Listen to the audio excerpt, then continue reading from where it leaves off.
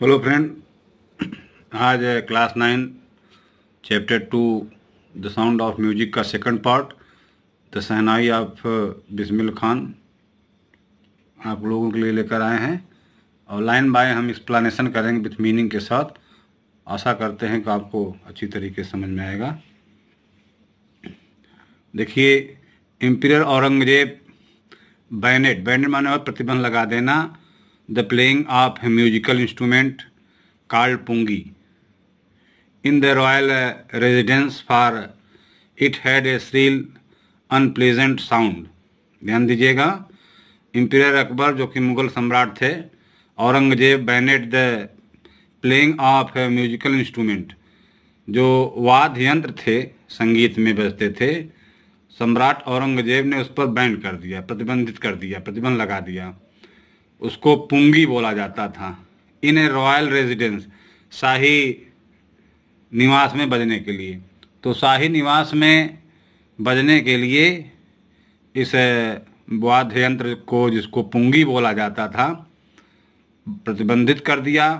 For it had a Srila unpleasant sound, क्योंकि इसमें जो आवाज़ निकलती है, श्रील माने होता है चीख, अनप्लीजेंट माने जो कानों को अच्छी न लगे, क्योंकि इसकी आवाज़ जो है बहुत कर्कश थी।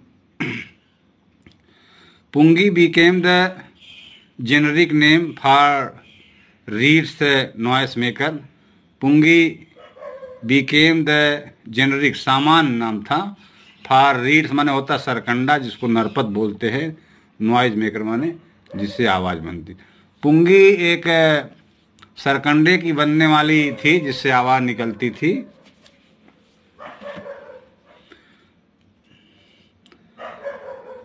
फ्यू हैड थॉट, कुछ लोगों ने सोचा, that it would one day B revived, कुछ लोगों ने सोचा कि यह एक दिन पुनर्जीवित हो जाएगी, मतलब इसका प्रचलन पुनः होगा। ए बार्बर माने नाई होता है। आप a family of professional musician, एक नाई था जिसके यहाँ संगीत उसकी व्यावसायिक पारिवारिक पेशा था। Who had access to the royal palace, जो शाही परिवार में उसका आना जाना था।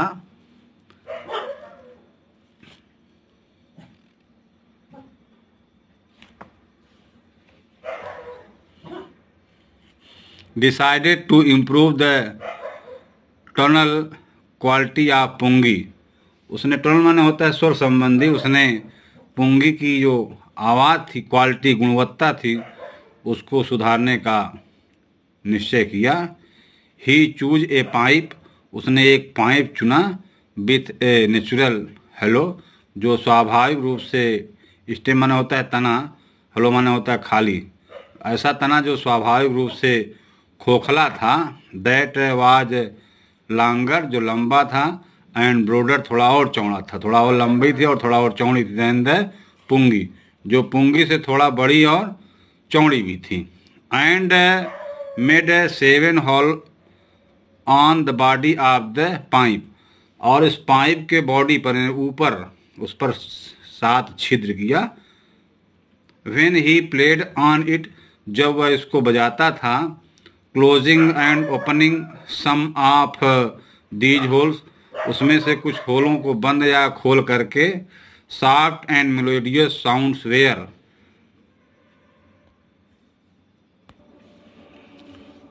Produce, soft and melodious voice were produce, उसमें से बहुत स्वच्छ और मधुर आवाज़ आती थी।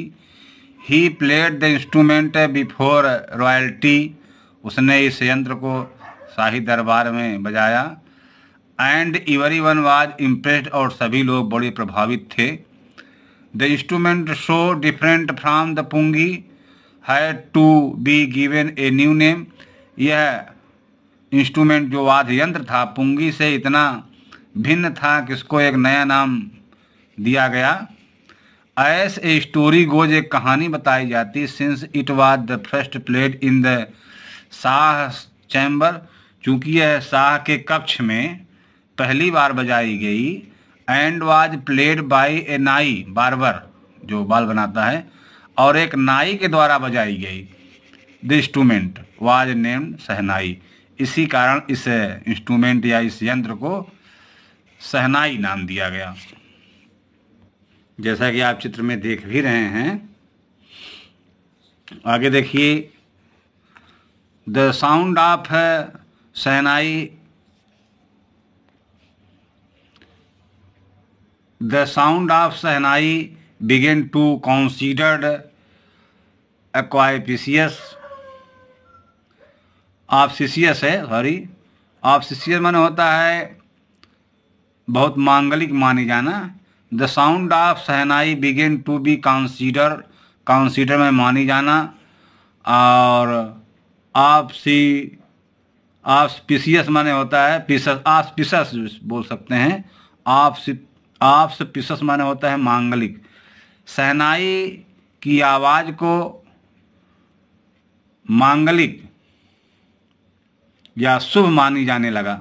शहनाई की आवाज़ को शुभ माना जाने लगा। एंड फॉर दिस रीजन, इसी कारण से, it is still played in the temples.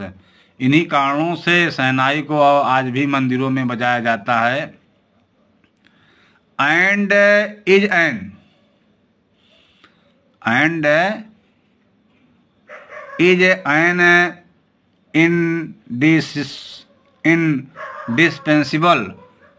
Indispensable माने होता है अपरिहार्य। कंपोनेंट माने होता है घटक या तत्व of any north Indian wedding माने होता है शादी।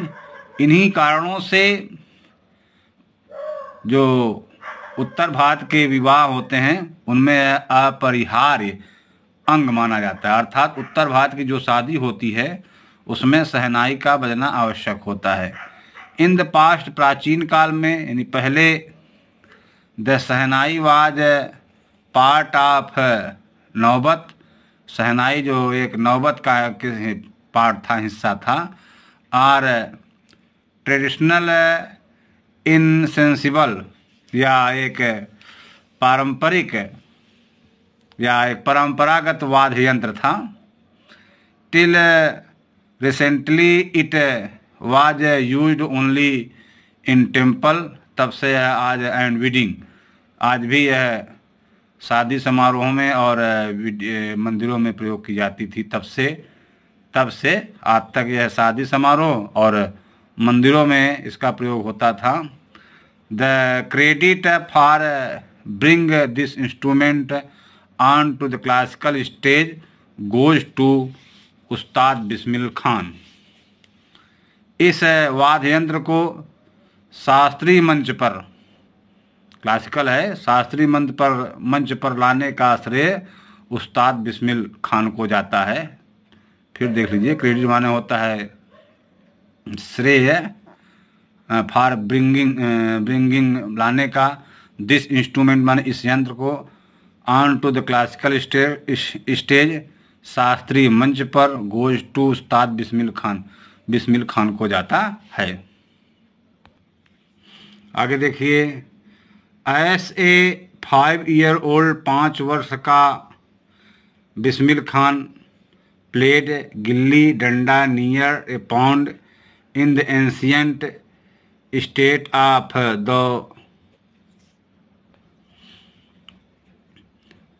Of Dumraon in Bihar. एक 5 साल का, यानी जब बिस्मिल खान जो है 5 साल के बालक थे, या 5 साल के बालक के रूप में बिस्मिल खान बिहार के डुमराव स्टेट या रियासत के पास, रियासत में तालाब के पास, देखिए रियासत में तालाब के नियर है ना, नियर द पॉन्ड, तालाब के पास गिल्ली और डंडा खेलते थे। He would regularly go to the nearby Bihari ji temple to sing the Bhojpuri chaita. He would regularly go, वह जाया करते थे, to nearby Bihari ji temple, Bihari ji के मंदिर में, टू सिंग भोजपुरी चौथ गाने के लिए। तो पास के बिहारी जी मंदिर में वह भोजपुरी चौथ गाने के लिए जाया करते थे। At the end of the समापन पर of which he would earn a big Laddu weight 1.26 kg, a prize given by the local Maharaj.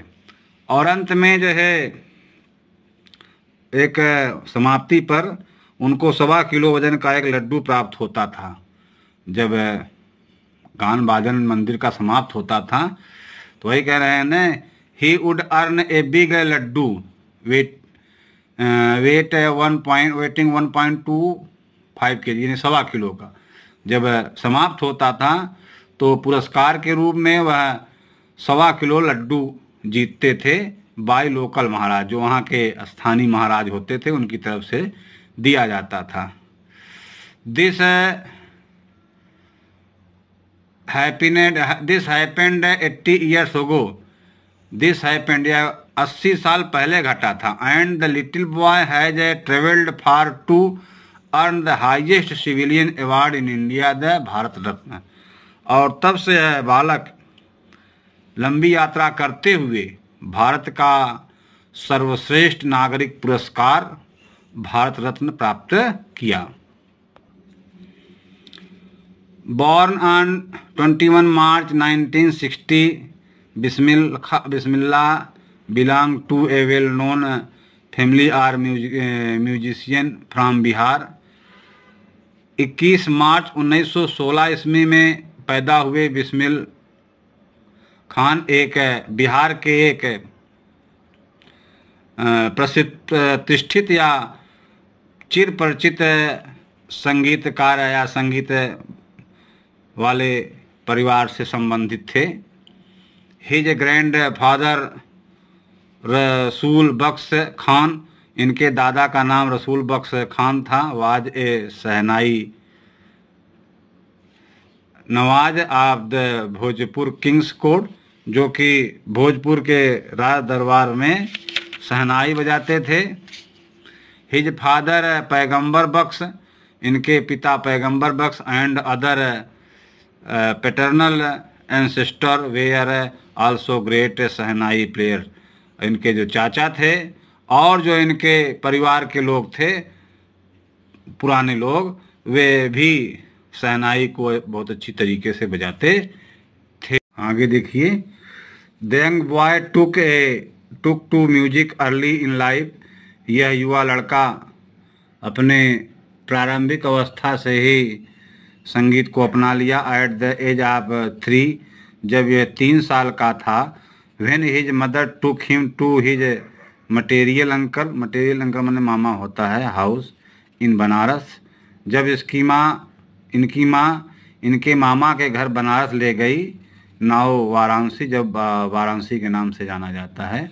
Bismillah was fascinated watching to his uncles practice, Bismillah जो है अपने मामा जी को शहनाई है, बिस्मिल्लाह अपने मामा को शहनाई का अभ्यास करते हुए बड़े उत्सुकता या कौतूहल से देखते थे। सोन बिस्मिल्लाह स्टार्टेड एकम्पनाइंग हिज अंकल, शीघ्र ही अपने मामा का शहनाई में साथ देना शुरू कर दिया। अली बख्श जिनका नाम था। And the Vaishno temple of Banaras where Bakhsh was employed to play the shehnai, जो कि बनारस के एक मंदिर में अली बख्श शहनाई बजाने के लिए नियुक्त किए गए थे। अली बख्श वुड प्ले द शहनाई, अली बख्श शहनाई बजाते थे। And Bismillah would sit captivated for hours on and, और बिस्मिल खान घंटों उनको शहनाई बजाते हुए देखते रहते थे। कैप्टिवेटेड माने होता है मंत्रमुग्ध होकर के। Slowly he started getting lesson in playing the instrument, शीघ्र ही वह इस वाद्य यंत्र को बजाने की शिक्षा लेना शुरू कर दिया। And would sit practicing throughout the day, और पूरे दिन अभ्यास करते हुए बैठे रहते थे। For years the two come to the temple of Balaji and Mangla Maya and bank of Ganga become the young apprentice favourite hounds. Hounds माने होता है स्थान, वेयर ही वुड प्रैक्टिस अभ्यास करना, सॉलिट्यूड माने होता है एकांत, अप्रेंटिस माने होता है प्रशिक्षु, ध्यान दीजिएगा। फॉर ईयर्स टू कम आने वाले समय में the temple of Balaji, Balaji का मंदिर, मंगला माया और मंगला माया का मंदिर, and the bank of the Ganga और गंगा नदी का छोर या किनारा, become the young apprentice favourite hounds, hound माने होता है स्थान, इस नए प्रशिक्षु का मनपसंद स्थान हो गया। Where he could practice in solitude, जहाँ वह एकांत में प्रैक्टिस या अभ्यास करते थे, किया करते थे। The flowing waters of the Ganga inspired him to improve, Ganga ji का बहता हुआ पानी, इंस्पायर्ड माने होता है प्रेरित करना, हिम टू इम्प्रूव सुधार करने के लिए प्रेरित किया। एंड इन्वेंट रागास और नए नए राग खोजने के लिए, गंगा जी का बहता हुआ पानी संगीत को और सुधार करने के लिए और नई नई राग खोजने के लिए प्रेरित किया। That were earlier consider to be beyond of ragas of shehnai, जो आगे आने वाले वर्षों में शहनाई के रागों से यह बहुत परे था। एट द एज ऑफ 14, 14 वर्ष की अवस्था में बिस्मिल्लाह accompanied his uncle to the Allahabad music conference. 14 वर्ष की अवस्था में बिस्मिल खान अपने चाचा के साथ, एक्कम्पनेड माने होता है साथ जाना, इलाहाबाद म्यूजिक कॉन्फ्रेंस, इलाहाबाद संगीत सम्मेलन में। इलाहाबाद 14 वर्ष की अवस्था में उस्ताद बिस्मिल खान अपने चाचा के साथ इलाहाबाद संगीत सम्मेलन में साथ देने के लिए गए। At the end of his recital, at the end of recital है गायन प्रस्तुति के बाद, RECTI रेसिटाइल माने होता है प्रस्तुति, संगीत प्रस्तुति के बाद Ustad Faiyaz Khan patted the young boys back and said, Ustad Faiyaz Khan ने इस युवा लड़के की पीठ को थपथपाया और बोला, वर्क हार्ड, कठिन परिश्रम करो, and you shall make it, और तुम इसको बना सकते हो और सुधार सकते हो। With the opening of all India radio, all India radio की ओपनिंग पर शुरुआत में इन लखनऊ इन 1938, 1938 ईस्वी में लखनऊ में केम बिस्मिल्लाह बिग ब्रिग, बिस्मिल्लाह के लिए बड़ा अवसर आया। He soon became an often heard shehnai player on radio, और प्राय he soon became an often heard shehnai player on radio, shehnai पर बजाए जाने वाले वह एक प्रसिद्ध संगीतकार हो गए।